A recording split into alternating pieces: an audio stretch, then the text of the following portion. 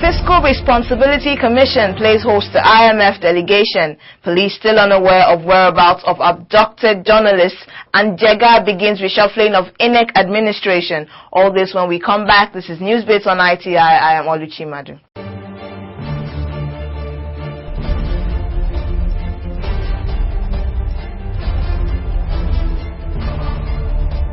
It's been more than 48 hours after 4 journalists and their driver were kidnapped in Abia State, and the police is still saying as of Monday that their whereabouts are still unknown. The Abia State Commissioner of Police, Jonathan Johnson, said that a special anti-kidnapping squad detailed to rescue the abducted men was yet to record any breakthrough.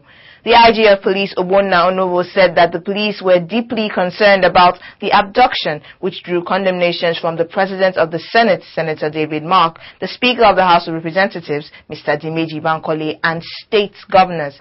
The journalists are the Chairman, Lagos State Council of the Nigerian Union of Journalists, Mr. Wahab Oba, Secretary, Mr. Sylvester Okereke, Zonal Secretary to the NUJ, Zone G, Mr. Adolphus Okonkwo, and a member of the Council, Mr. Shola Oyeyipo. They were seized with the driver, Mr. Aziz Abdul Rauf, by gunmen at Umwafo Uku Obingwa local government area on Sunday while returning from a 3-day National Executive Council meeting of the NUJ in Uyo, Akwa Ibom State.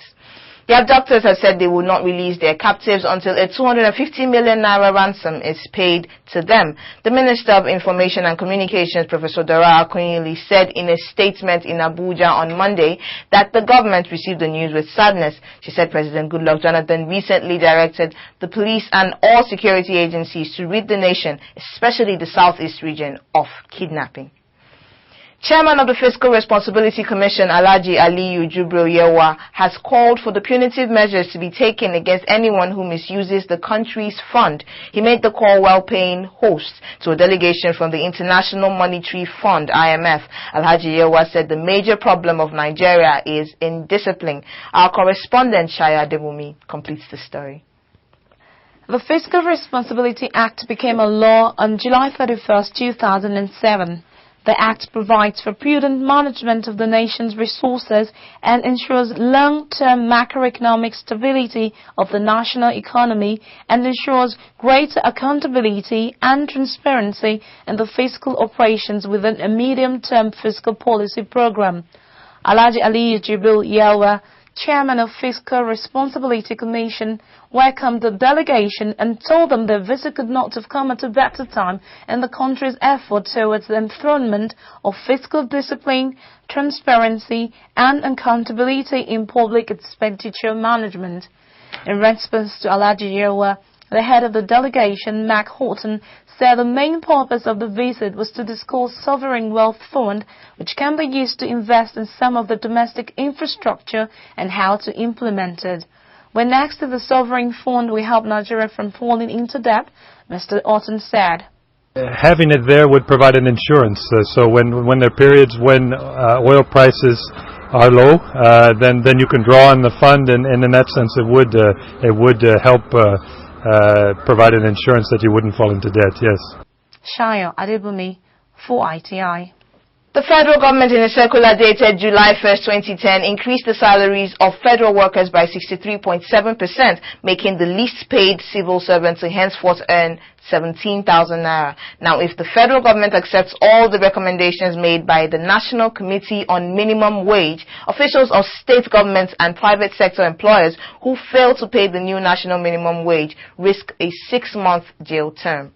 Part of the recommendations of the committee include amendments to the various sections of the Principal Act, that is the 1981 National Minimum Wage Act, which concerns sanctions for violation of the Act. The committee recommended that Section 8 of the Act, which prescribes a fine not exceeding 500 naira or imprisonment for a term not exceeding 3 months, or both, should be amended to a fine not exceeding 100,000 naira or to imprisonment for a term not exceeding 6 months, or both such fine and imprisonment.